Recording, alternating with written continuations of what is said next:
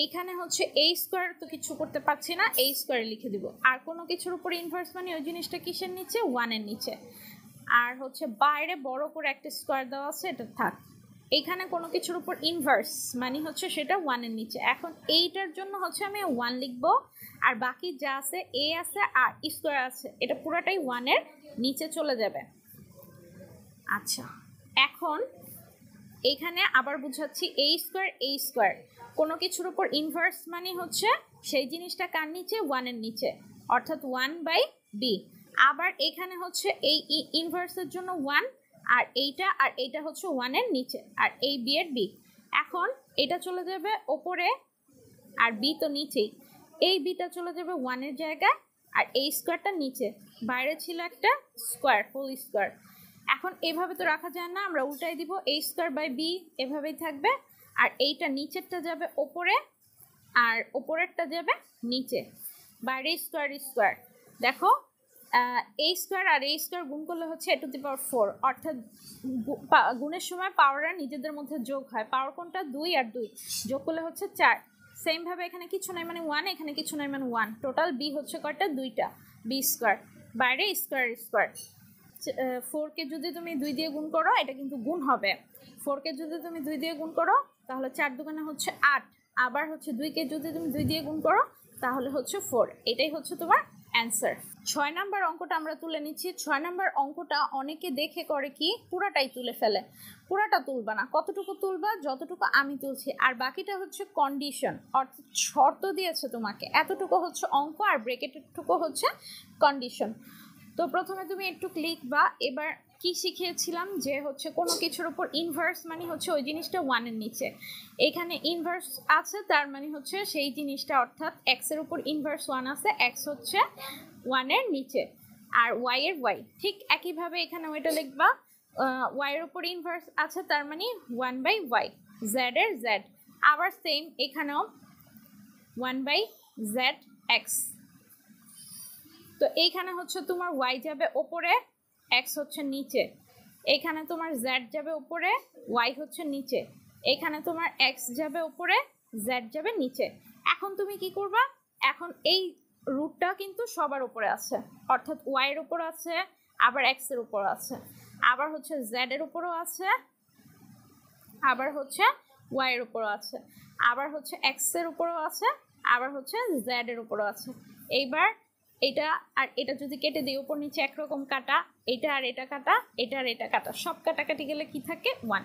এবার আমরা 7 নম্বর অঙ্কটা করব। 7 নম্বর অঙ্কটা আমরা তুলে নিয়েছি 2 টু দি পাওয়ার n এর 2 টু দি পাওয়ার n লিখবো। দেখো এই 2 টু দি পাওয়ার n ও 2 এর উপরে আছে, আবার এই 4টাও আছে। তো আমরা জানি যে গুণের সময় পাওয়াররা নিজেদের মধ্যে যোগ হয়।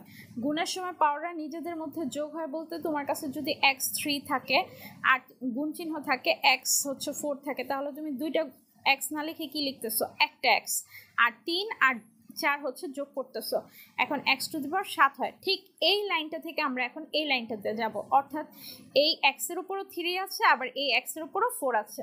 এই যোগ থাকলে আমরা শুধু গুণ চিহ্ন দিয়ে দুইটা x এনে একটা 3 আর একটা 4 লিখবো। তাহলে এখানে আমরা ঠিক একই কাজটা করতেছি, যে ইনটু গুণ চিহ্ন দিয়ে আমরা 2 টু দি পাওয়ার 4 লিখবো। সেম ভাবে 4 এর 4, 2 টু দি পাওয়ার n এর n, 2 টু দি পাওয়ার, এই 2 এর উপরও n আছে, এই 2 এর উপর আছে কত, 1। মাঝখানে কি চিহ্ন আসবে, যোগ থাকলে গুণ চিহ্ন। এইবার একই রকম ভাবে এইটাও করব, 2 to the power n into 2 to the power 2 ভাগ 2। এখন এখানেও একটা 2 টু দি পাওয়ার n আছে, এখানেও একটা 2 টু দি পাওয়ার n আছে। আমি কিন্তু বোঝানোর জন্য বলছি আর কি, কেটে দিয়েছি, তোমরা আবার কেটে দিও না, এটা কমন নিবা। কমন মানে কি, যেটা এখানেও আছে এখানেও আছে, অর্থাৎ আমার একটা কমন ড্রেস আছে, আমি আমারও আছে, অন্য মানুষেরও আছে, তখন সেটা হচ্ছে কমন ড্রেস। এই কমন ড্রেস কমন নিয়ে ফেললাম, তাহলে বাকি থাকে কি, 2 টু দি পাওয়ার 4 বিয়োগ এই 4 এর 4 ইন্টু 2 এর উপর 1 করলে কিন্তু 2ই হয়, 2 টু দি পাওয়ার 1 করলে ক্যালকুলেটরে 2ই বের হবে। আর এই 2n এর 2n, এই গুণ চিহ্ন রাখতে পারো, অথবা 2 টু দি পাওয়ার 2 করলে, অর্থাৎ 2কে স্কোয়ার করলে 4 ভাগ 2 লিখে দিতে পারো। এখন উপর নিচে এটা আর এটা কাটা, তারপরে হচ্ছে তোমার কত, 2 টু দি পাওয়ার 4 করলে হচ্ছে 16 বিয়োগ 4 দুগুণে হচ্ছে 8, আর এখানে 4কে 2 দিয়ে ভাগ করলে হচ্ছে 2। এর পরের লাইন হচ্ছে তোমার 16কে 8 দিয়ে ভাগ করলে হচ্ছে 8, 16 থেকে 8 চলে গেলে হচ্ছে 8, আর হচ্ছে 2 এর 2, তারপরে হচ্ছে 8কে 2 দিয়ে ভাগ করলে হচ্ছে অ্যান্সার 4।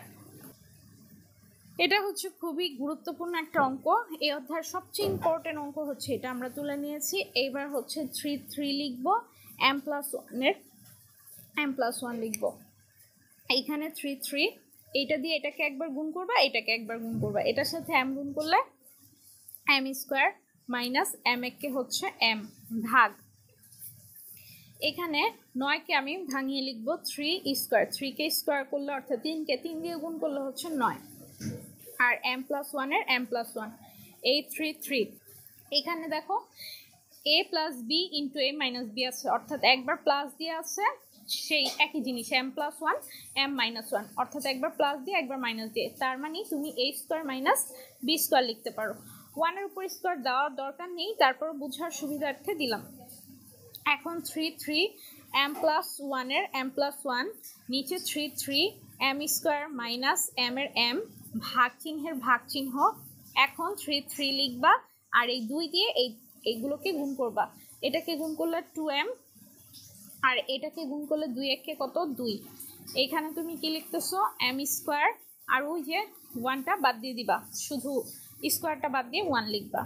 এখন এইখানে হচ্ছে তোমার 3 লিখবা, m+1 এর m+1 যা আছে আর কি তাই, 3 m² মাইনাস m, এখানে গুণ চিহ্ন ভাগ চিহ্নটাকে উল্টে দিবা, কারণ ভাগ দিয়ে কখনো ক্যালকুলেশন শেষ করা যায় না, গুণ চিহ্ন আনতে হয়। এটা গুণ চিহ্ন দেওয়ার সাথে সাথে এটা চলে যাবে উপরে আর এটা চলে যাবে কোথায় নিচে, তাহলে 3m² মাইনাস 1 আর এখানে হচ্ছে 2m প্লাস 2। তো আমাদের লাইনটা ছিল এরকম, এখন আমরা পাওয়ারগুলো একসাথে যোগ করব, এই ভিত্তি আর এই ভিত্তি, অর্থাৎ নিচের গুলো একটা লিখলেই হয় গুণের সময়, আর বাকিগুলো পাওয়ার হচ্ছে যোগ হবে, প্লাস m² মাইনাস 1, অর্থাৎ এইটার আর এইটার একটাই লিখেছি, আর এইখানে যা ছিল এগুলো শুধু মাঝখানে একটা যোগ চিহ্ন দিয়ে লিখেছি। সেম কাজটা আমরা নিচেও করব, m² minus m plus 2m plus 2। এখন আমরা যোগ বিয়োগ করব, 3 এখানে দেখো m কোনো কাজ নেই, আমি লিখবো, একটা প্লাস একটা মাইনাস আছে বাদ, বাকি থাকে হচ্ছে m², আর নিচে দেখো কি থাকে, এটা কাটাকাটি করেছি, তোমরা আবার করো না, বোঝানোর জন্য করেছি। এখানে আমার m² লিখবো, কারণ আরেকটা m² কিন্তু নাই, আর দুইটা m থেকে একটা m চলে গেলে কয়টা m থাকে, একটা m, যে বড় সেই চিহ্নটা বসবে, চিহ্নটা হচ্ছে প্লাসের, প্লাস 2 এর 2। এখন এই দুইটা 3 পরিবর্তে একটা 3 ভাগের সময় বিয়োগ করতে হয়, আর বীজগণিতের বিয়োগ মানেই চিহ্ন চেঞ্জ। তো হচ্ছে আমি পাওয়ার লিখতেছি উপরেরটা m², আর এই নিচেরটা যখন উপরে উঠবে তখন মাইনাস m², এই প্লাসটা হয়ে যাবে মাইনাস m, আর এই প্লাসটা হয়ে যাবে মাইনাস 2।